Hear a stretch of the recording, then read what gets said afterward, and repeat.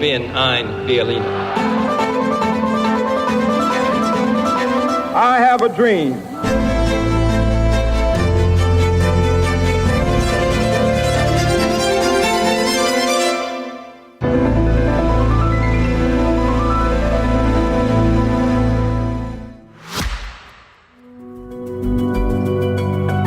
Este podcast tem o patrocínio de Germano de Sousa, o Laboratório de Portugal. Olá, bem-vindos a mais um episódio de A História Repete-se, com Henrique Monteiro. Olá, Henrique. Olá, Lourenço. E comigo, Lourenço Pereira Coutinho. Hoje vamos falar do conflito sangrento que se desenrolou às nossas portas durante a segunda metade da década de 30. Muitos consideraram que a Guerra Civil de Espanha, travada entre 1936 e 1939 entre nacionalistas e republicanos, foi uma espécie de antecâmara da Segunda Guerra Mundial, pois foi palco do confronto de modelos políticos e sociais distintos. O autoritarismo, o liberalismo, o socialismo, o comunismo e o anarquismo. E também ocasião para experimentar e fazer evoluir equipamento que depois seria crucial, sobretudo no campo da aviação. De facto, o conflito não se circunscreveu à Espanha. Desde o início, os nacionalistas foram auxiliados pela Alemanha nazi, com a divisão Condor, pela Itália fascista, com cerca de 80 mil italianos que combateram em Espanha, e de forma discreta por Portugal, que temia a consolidação de um regime de esquerda nas suas fronteiras.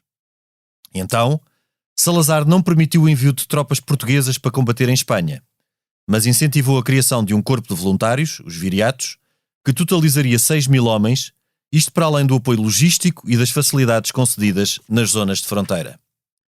Por sua vez, os republicanos, erradamente apelidados de rojos, contaram com o apoio de milhares de combatentes estrangeiros, que integraram as brigadas internacionais. Um dos mais célebres foi o escritor americano Ernest Hemingway, que depois escreveu várias obras inspiradas na experiência. No entanto, os republicanos não contaram com o apoio direto dos Estados liberais, França e Inglaterra, que apenas concederam facilidades na compra de armamento. Aliás, os governos de Paris e Londres não conseguiram libertar-se do impasse provocado por um dilema insolúvel. Sob a capa de republicanos, ou rojos, combatiam todos os inimigos do autoritarismo nacionalista, de conservadores moderados a liberais, passando por republicanos convictos, socialistas, anarquistas e comunistas. Os governos liberais não queriam, claro, o triunfo dos nacionalistas, mas estavam reticentes a empenhar-se decisivamente com um lado, cuja vitória poderia abrir caminho para a instauração de um regime comunista em Espanha. A falta de apoio das potências, junto com a heterogeneidade da sua composição, que impediu a possibilidade de um comando unificado, foram duas das causas que ditaram a derrota dos republicanos. Porém, a principal foi, claro, a inevitável oposição entre os que combatiam os nacionalistas. O modelo liberal nada tinha que ver com o anarquista ou o comunista, pelo que cada grupo combatia por si e com receio dos seus circunstanciais companheiros de barricada. Já vou adiantado nestas considerações e ainda não enquadrei o fundamental. Porque começou uma guerra civil em Espanha no ano de 1936. Para o explicar, importa recuar uns anos, até 1923. Então, o rei Afonso XIII nomeou o general Primo de Rivera para presidente do governo, isto com o objetivo de suspender o sistema liberal. Em 1925, Espanha adotou uma solução de base corporativista, derivando para um autoritarismo que descontentou liberais e estruturas sindicais. No entanto, o consulado de Primo de Rivera não caiu pela contestação destes, mas sim pelo descontentamento do exército, isto porque o presidente do governo decidira tocar em privilégios corporativos e no sempre sensível tema das progressões na carreira. Em 1930, Afonso XIII procurou arrepiar caminho e demitiu Primo de Rivera, mas era tarde demais. A ditadura fez o rei perder o apoio dos liberais e, por sua vez, a tentativa de regresso ao liberalismo provocou o afastamento dos conservadores. Nas eleições municipais de abril de 1931, as listas republicanas ganharam nos centros urbanos mais importantes. Afonso XIII confirmou assim o seu isolamento e decidiu abdicar do trono. A Segunda República Espanhola, que durou entre 1931 e 1936, viveu numa instabilidade permanente. O seu primeiro presidente, Alcalá Zamora, um conservador, pretendeu restaurar o sistema liberal, mas não foi capaz de esfriar as muitas tensões sociais e políticas da sociedade espanhola. Estas passavam pela questão das autonomias, das condições laborais e também pela propriedade, com a esquerda a reclamar uma reforma agrária. Por sua vez, as forças de direita reagiram ao protagonismo crescente das esquerdas.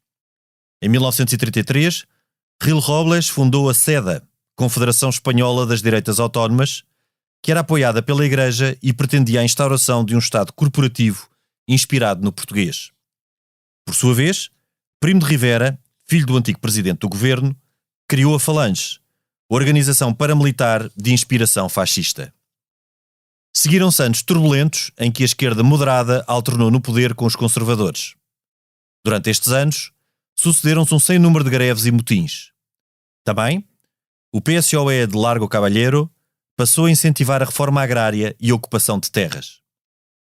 Entretanto, o presidente Alcalá Zamora convocou eleições para fevereiro de 1936, confiante na vitória das forças conservadoras. Mas eis que se deu o golpe de teatro, e a Frente Popular, que reunia as esquerdas com exceção dos anarquistas, obteve a maioria dos assentos nas Cortes. As eleições de fevereiro confirmaram o óbvio. Espanha estava partida ao meio entre modelos políticos e sociais inconciliáveis. A partir de então, o exército começou a conspirar para alterar o rumo do processo político. O rastilho acendeu-se a 13 de julho, quando um tenente da Guardia Civil, que era militante socialista, foi assassinado por falangistas. Em resposta, um socialista assassinou Calvo Sotelo. 4 dias depois, o chamado Exército de Marrocos pronunciou-se contra a situação política, mostrando-se na disposição de tomar o controle do governo. Mas nada aconteceu como os líderes do movimento, os generais Sanjurjo e Mola, esperavam. Em Madrid, Azaña, que ascendera à presidência em maio, manteve-se no seu posto. O governo mostrou intenções de resistir, no que foi acompanhado por cidades cruciais como Barcelona, Valência e Bilbao. Por sua vez, os nacionalistas, que tinham perdido o seu líder, o general Sanjurjo, num desastre de aviação que levantou muitas interrogações, já não tinham como recuar sem perder a face. A Guerra Civil acabava de iniciar-se. O resto da história constitui a parte central do programa de hoje. Em 2 parágrafos, e apenas como enquadramento, adiante que, com a morte de Sanjurjo, o comando dos nacionalistas foi dividido pelos generais Mola e Franco. Mola fracassou na tentativa de conquistar Madrid e retirou para Burgos. Por sua vez, Francisco Franco, um homem astuto e dissimulado que ganhara reconhecimento nas campanhas de Marrocos, avançou paulatinamente pela Extremadura, conquistando cidades e vingando-se dos opositores de forma brutal. Aliás, a responsabilidade das muitas atrocidades perpetradas durante a Guerra Civil Espanhola reparte-se pelos 2 lados. Franco também não conseguiu conquistar Madrid, mas, com a morte de Mola, em 1937, passou a exercer em exclusivo o comando do Exército Nacionalista. Foi já sob o comando do Generalíssimo, título que Franco adotou, que os nacionalistas, ainda sediados em Burgos, conquistaram Bilbao, Santander e passaram a controlar o País Basco. No ano seguinte, ocorreram batalhas sangrentas nas margens do rio Ebro. Apesar da sua resistência tenaz, sobretudo tendo em conta a desproporção de meios, os republicanos foram obrigados a recuar para Valência, um feudo anarquista. A partir de então, a sorte da guerra ficou traçada. Em janeiro de 1939, os nacionalistas entraram em Barcelona, o que motivou a renúncia de Azaña, que então partiu para o exílio. Semanas depois, os socialistas e republicanos de Madrid pediram a paz. Em março, o pequeno Generalíssimo entrou por fim na capital espanhola, escoltado pela sua guarda marroquina. Espanha ficou destruída e estava dividida de tal forma que muitas das feridas provocaram cicatrizes que, embora já ténues, continuam visíveis nos dias de hoje. Passemos então à conversa. Henrique, mesmo tendo em conta as divisões da sociedade espanhola de então, achas que esta guerra civil podia ter sido evitada? Quer dizer, podia, porque a história pode ser, teoricamente, sempre diferente daquilo que foi. Não sei como. Porque, vamos lá ver, disseste aí várias coisas, todas verdade, não era de esperar, mas, por exemplo, se os anarquistas não tivessem incendiado uma igreja no meio de Madrid, se o general Sanjurjo não tivesse tentado um golpe de Estado em 31, pelo qual foi condenado à morte e depois indultado, e depois refugiou-se em Portugal, e depois, quando volta para o golpe, ele morre num acidente de aviação, quando sai de Tires, aqui de Cascais. Aqui muito perto. Para voltar à Espanha. Aliás, algo muito de explicação muito nebulosa. Há quem diga que o Franco teve mão nisso, também não sei se é verdade ou não, ou que alguém teve mão nisso. Recordemos que Afonso XIII era o bisavô, eu acho que estou a dizer bem, exato, era o bisavô do atual rei de Espanha, exato. Portanto era o avô de Juan Carlos, pai do Dom Juan de Barcelona. Portanto, mais tarde o Franco vem a reativar a linha sucessória normal, digamos, do país. Mas a guerra era, sobretudo, evitável se a Itália e a Alemanha não tivessem desejosos de experimentar algumas das táticas novas e algumas do armamento que tinham num país terceiro, que neste caso foi a Espanha. E não há dúvida que a Alemanha e a Itália foram decisivas na vitória dos republicanos. Isso e a falsa neutralidade cínica do Dr. Salazar, que dizendo que era neutro também como a Inglaterra e como a França, não só deixou ir os viriatos, mas enfim, ingleses também houve na guerra de Espanha de um lado e do outro.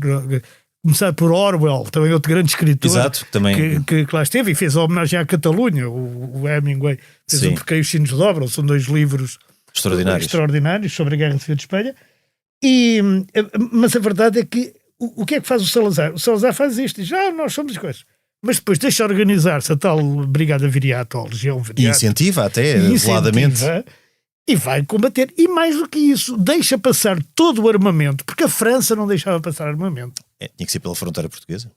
Todo o armamento para os para os nacionalistas entrou pela fronteira portuguesa. Henrique, só aqui um parênteses. Também por aí, a estratégia de Franco, que nisto era bastante sagaz, foi de conseguir imediatamente controlar a Extremadura. Que ele tentou, e apanhar a Extremadura para conseguir ter Castela-León, Salamanca, as zonas de fronteira. E depois a Galiza. E a Galiza. Também, que era a terra dele, ele era del Ferrol, que depois se chamou El Ferrol del Caudillo. Em homenagem a ele. Mas curiosamente, sabes que a Galiza foi o último sítio a haver guerra. Em 1940 ainda havia guerrilha contra o Franco na Galiza. Os galegos são persistentes, não é? Ou se calhar conheciam melhor que ninguém. Mas depois há aqui também outra coisa que é fundamental, digamos, para informar a guerra, para fazer a forma da guerra, que é o problema religioso e o problema da Igreja, não é? O problema da Igreja é um problema muito, muito grande. Porque quando a Azanha é primeiro-ministro e Alcalá Zamora, que era uma pessoa centrista, moderado, é presidente da República, eles tentam fazer qualquer coisa sobre a questão religiosa, quer dizer, tornar o país mais laico. E aliás, eles expulsam os jesuítas até. E houve uma lei da separação, tal como houve cá em 1911, a separação da Igreja do Estado e a lei do divórcio e também. Cá já foi bastante mau, mas em Espanha foi 10 vezes pior, não é? Portanto, eles expulsam os jesuítas e tudo isso, e com isso conseguem uma coisa fantástica, que é a direita dizia, isso não é nada, isso é uma coisa brutal, é terrível, estão a dar cabo da Igreja. E a esquerda, sobretudo os anarquistas e os comunistas, diziam, isso são medidas, isso é pó de arroz, isso são medidas para enganar e para fingir que são contra a Igreja. Portanto, eles vão, quer dizer, tentando fazer um caminho do meio, acabaram por não fazer caminho nenhum, porque caíram, não é? Porque sabes que também é diferente em relação ao que se passou cá em 1911. Nós temos essa mesma questão da Igreja, que cá também provocou muitas clivagens, sim. Juntamente com algo que se passou em Espanha em 31 e que não se tinha passado em Portugal, que é a questão da propriedade e da reforma agrária, que a Primeira República Portuguesa nunca mexeu, e a questão das autonomias. Portanto, aí tu tens um caldo em 31 em que, porque a própria elite conservadora, os proprietários andaluzes, a própria Igreja, que era bastante conservadora em Espanha, não morriam de amores por Afonso XIII, tanto que o deixaram cair. Claro. O que eles não queriam era a questão da propriedade, que se mexesse na questão da propriedade, e com toda a estabilidade social e as greves que existiram durante o período da Segunda República. Vamos lá ver, a história de Espanha, desde as invasões napoleónicas para a frente, quer dizer, toda a história de Espanha, desde a Constituição de Cádiz, não é? 1812. É uma história muito, muito radicalizada de um lado e do outro. E com o poder militar muito interventivo. Quer dizer, nós tivemos uma guerra civil, e foi uma guerra civil brutal. A Espanha nunca chega a ter uma guerra civil no século XIX, mas se calhar mais valia tê-la, Porque se calhar tinha morrido muito menos gente e tinha... Mas teve os carlistas depois, também houve lá um paralelo e uma oposição. Houve também uma... E as guerrilhas carlistas mantiveram-se... Sim, muitos anos. Mas houve um assomo de guerra civil. Não houve uma guerra civil como houve em Portugal. Sim, como em Portugal. Não houve. Como em Portugal não houve uma guerra civil como houve em Espanha no século XX, não é? Sim. Graças a Deus. Mas a verdade é que as guerras civis são as guerras mais brutais que existem. Põe irmãos as contra irmãos. As famílias matam-se umas às outras, deixam-se de falar, quer dizer, odeiam-se, não se percebe bem, em nome de uma ideia, e isso faz do século XX provavelmente o século mais negro da história toda, que é uma coisa que ninguém pensa. No século XX é talvez o único século em que se matam pessoas amigas por terem ideias diferentes, ou que poderiam ser amigas, pelo menos. E às vezes a mesma família. Sim, antes matavam-se por territórios, aqui matam-se por ideias. Mas não se matam por nada, não é para ficar com a herança, não é? É pura e simplesmente ideológico, não é?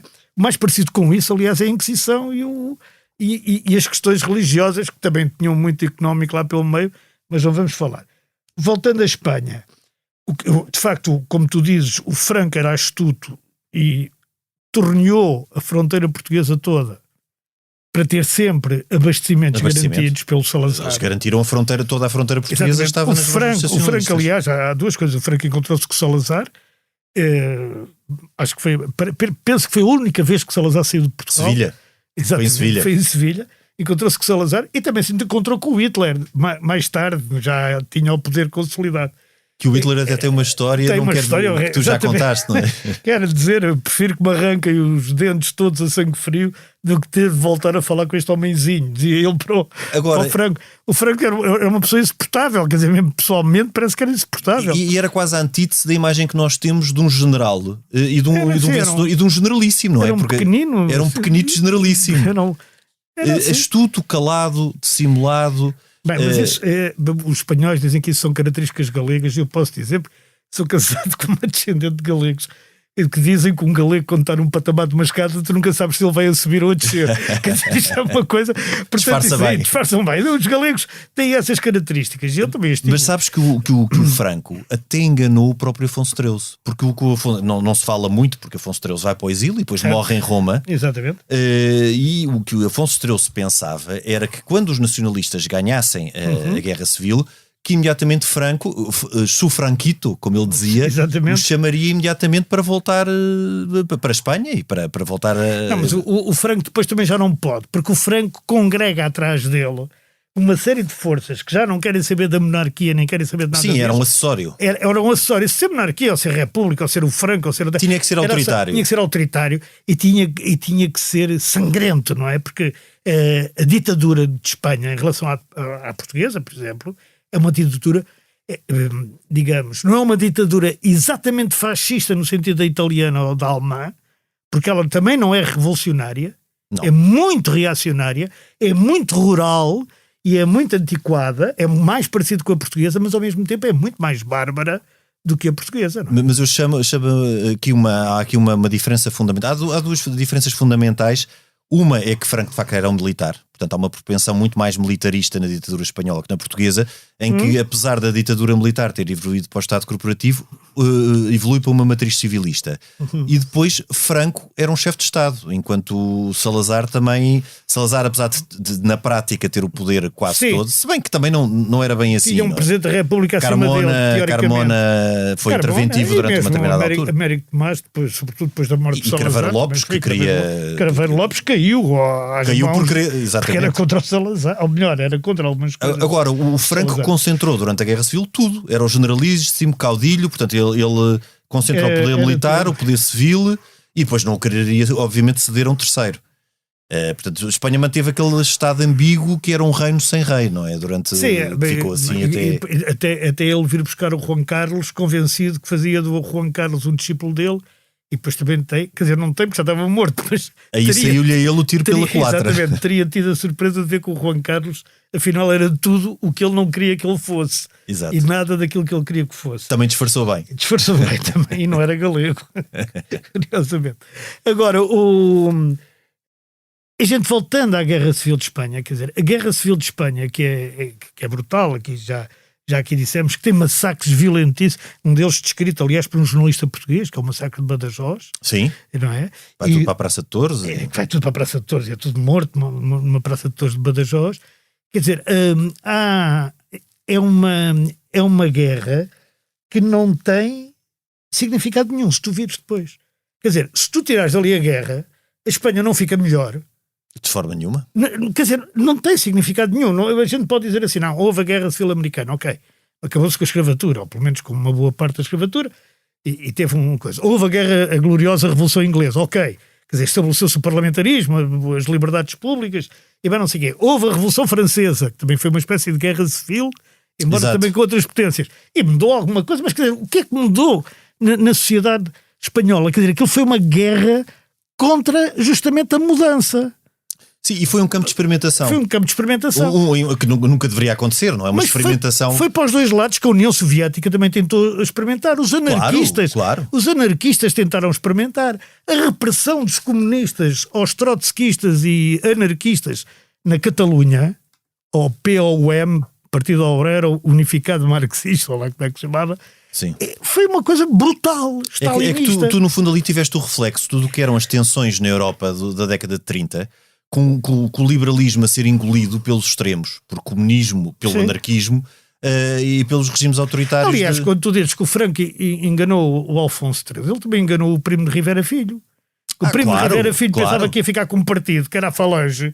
E o Franco disse, está lá calado, acabas com isso já imediatamente, que eu não quero cá partidos.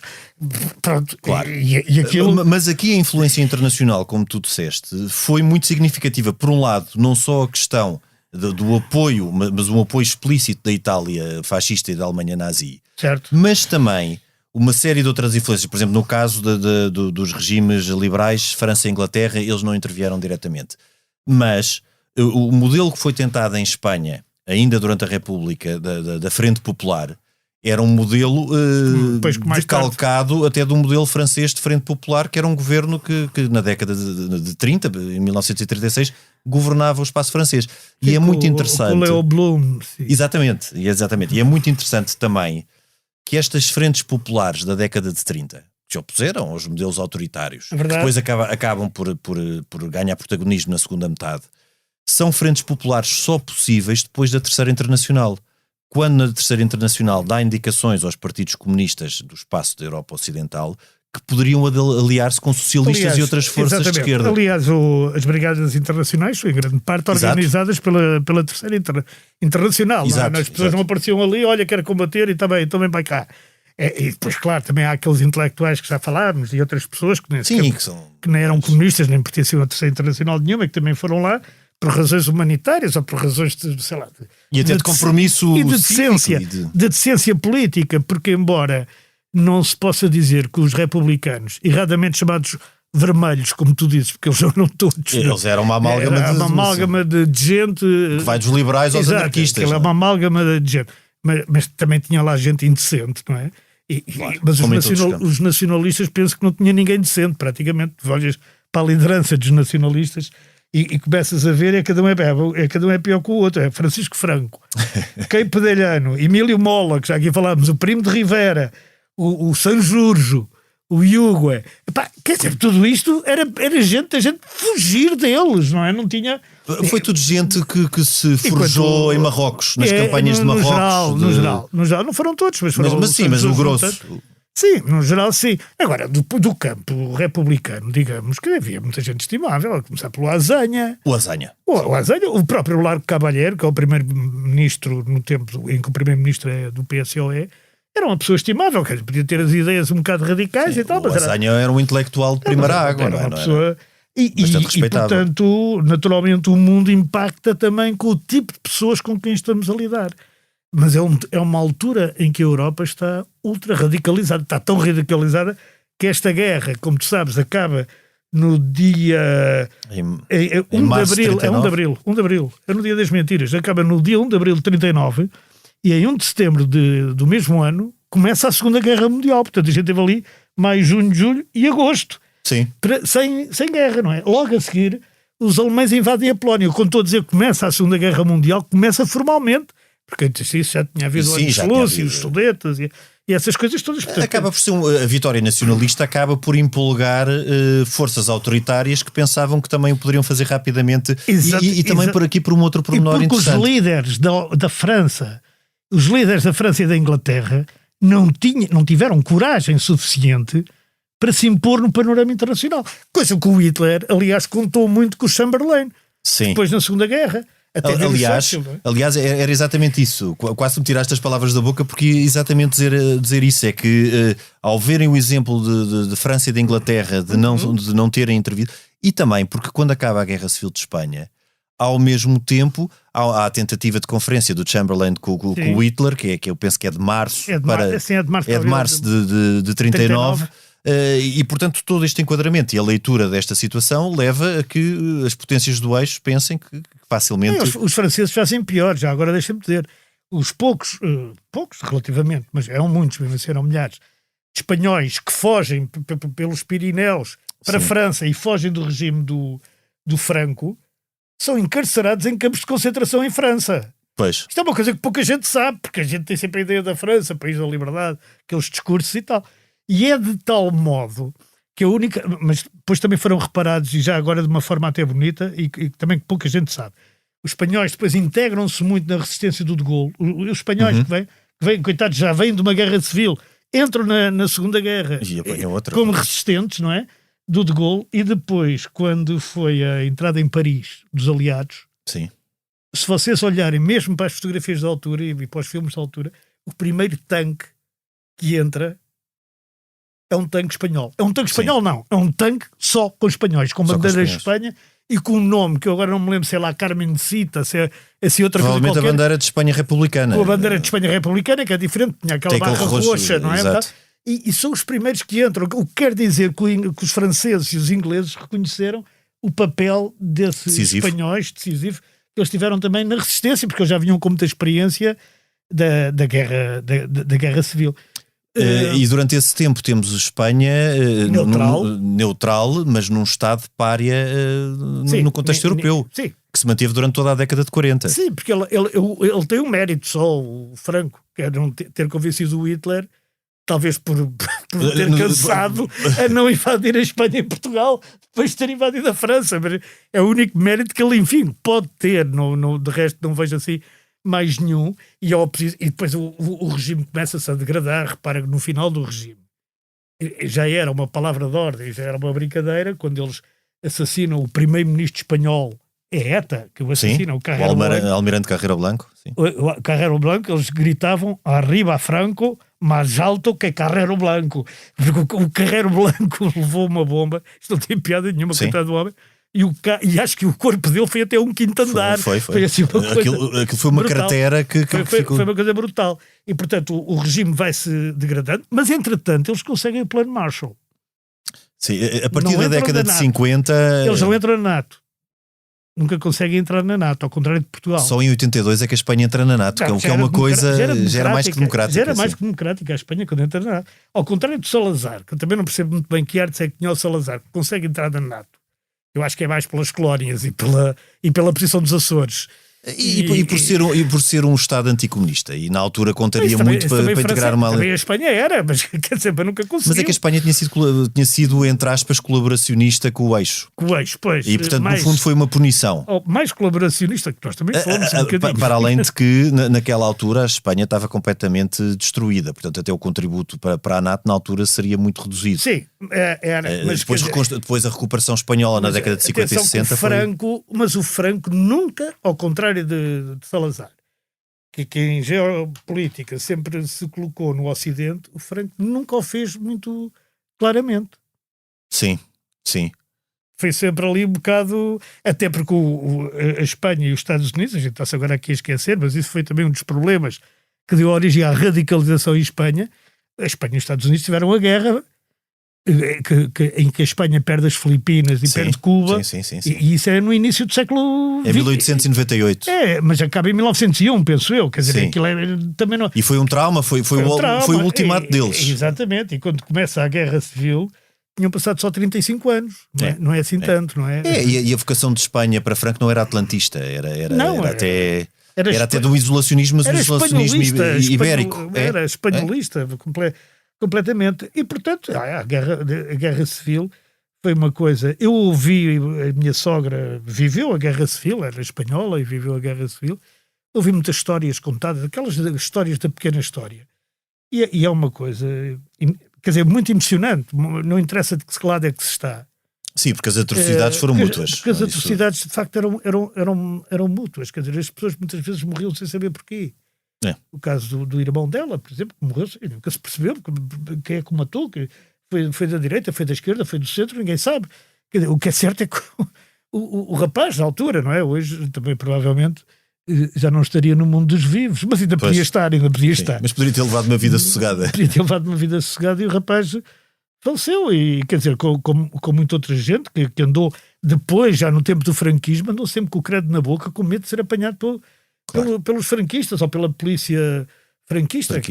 E vendo nós em perspectiva, exatamente por essa ideia de ser um laboratório experimental, até de antagonismo entre as potências, faz impressão como isso depois continuou e perdurou noutros locais. Por exemplo, houve situações dessas no Afeganistão, no Médio Oriente. Na altura as tensões eram tantas no mundo ocidental e o antagonismo entre o comunismo e o autoritarismo tão marcado que a Alemanha e a Itália usaram mesmo a Espanha como um campo experimental, e é angustiante constatarmos isto. Quer dizer, mas isso é tal coisa, não há histórias bonitas na guerra, quer dizer, não há. Há atos heroicos, mas não há... Há atos heroicos, não há atos... de generosidade e de abnegação, mas... Sim, há muitas coisas, mas quer dizer, a história nunca é bonita, quer dizer, o fundo da história nunca é bonito, quer dizer, a motivação das pessoas nunca é bonita, quer dizer, é muito difícil, mesmo aqueles que têm razão histórica, ou que têm razão, como agora o Zelensky, que é óbvio que lhe invadiram o país e que ele tem que se defender, não é? Que é uma coisa completamente diferente daquela que estamos a falar. Mesmo o Zelensky, quando a gente souber tudo o que se passa... Sim, a guerra não deixa ninguém bem. Também foram feitas coisas muito erradas do lado ucraniano e do lado ocidental, provavelmente. Mas lá está. Não são tempos normais em que a pessoa como consiga... Como dizem os franceses, à la guerre, como à la guerre. Quer dizer, as pessoas quando estão em guerra não têm que pensar muito. E há aqui um outro ponto sobre a Guerra Civil de Espanha que é pensar, olhando agora para a sociedade espanhola, e obviamente que muito ténue, as memórias hoje em dia estão muito diluídas, se bem que ainda temos a lei da memória, ainda há uma série ainda está presente. Foi algo que as gerações dos nossos pais e de avós viveram intensamente. Se o que existiu entre 39 e a atualidade foi um parênteses que congelou aquelas tensões, ou se é uma tensão que ainda está latente na sociedade espanhola. Eu penso que é muito ténue, mas ainda do conhecimento que eu tenho de Espanha e do que mesmo de conversa com amigos espanhóis e tudo isso, ela está lá. Ainda lá está. E está mais, penso eu, do que no caso português, uma tensão que adviria de um tempo anterior a 74. Ou seja, verdade. Em Espanha houve uma guerra. Uma guerra civil. Nós tivemos outro tipo de guerra. Nós tivemos outro tipo. Está presente e está mais do que em Portugal. Sob certo aspecto. E o problema é que se está a agravar, tanto em Portugal como em Espanha. Ou seja, o problema é que a radicalização é cada vez maior em Espanha e é cada vez maior em Portugal. Radicalização em nome de nada, porque tu vais ver o que é que se discute. Por exemplo, a maior discussão que houve em Espanha este ano, política, era sobre a lei do solo sí es sí. Não sei, não estou aqui agora a explicar o que é, mas que tem a ver com uma coisa absolutamente louca. Já entra no campo quer dizer, quando é que ele se radicaliza todo? Como o Podemos se chateia com o PSOE, o PP chateia-se com todos, o PSOE chateia-se com todos. Tem que ser um sim explícito, não é? Que eles dizem... é pior do que isso, é que a lei foi feita de tal maneira que depois levava à absolvição de violadores. E depois o PSOE volta atrás, mas o Podemos não quer. Quer dizer, isto é uma coisa que se tu distanciares... Diz, está tudo maluco. A gente começa a ler a imprensa espanhola e diz, estão todos doidos ou não têm coisas mais importantes? Não, eles nesse campo estão numa entrar por uma deriva completamente... E cá também vamos um ganho atrás. Enfim, ligamos menos. Se nós pensarmos em que estas situações estão latentes e não desapareceram, e tal como tu estavas a dizer, nada de muito relevante se conseguiu depois de 3 anos de uma barbárie absoluta, dá que refletir e dá que pensar. E aqui sim, mais uma vez, podemos dizer não que a história repete-se, como é o título do nosso programa, mas que a história dá que pensar e devia nos ensinar muita coisa, não é? E nós tentarmos viver de uma forma e abordarmos de uma forma mais sensata estas situações, sabendo que elas estão latentes e não contribuir para as agravar. Há uma coisa que o John Adams, pai fundador dos Estados Unidos, o segundo presidente dos Estados Unidos, dizia, que é: o que a história nos ensina é que há uma maneira elegante de mentir. Eu acho que isso também há que ter isso em conta também, porque por vezes é verdade. Henrique, até para a semana. Até para a semana. Eu tenho uma sugestão que não é bem sobre a Guerra Civil, mas é sobre um livro que eu gostei muito de ler. Não tem tradução portuguesa, infelizmente. Que é uma biografia de um personagem que nós falámos, Dom Juan, o Conde de Barcelona, um opositor do Franco, e que por ser opositor do Franco pagou isso com a impossibilidade de voltar à Espanha durante muito tempo, durante o regime franquista. É uma biografia escrita por Luís Marianson, que tem uma edição Plaça e Ranes e não tem edição portuguesa. Este programa tem o apoio dos laboratórios Germano de Souza. A gravação e sonoplastia esteve a cargo de João Martins. Nós voltamos na próxima semana, noutro tempo e noutro espaço.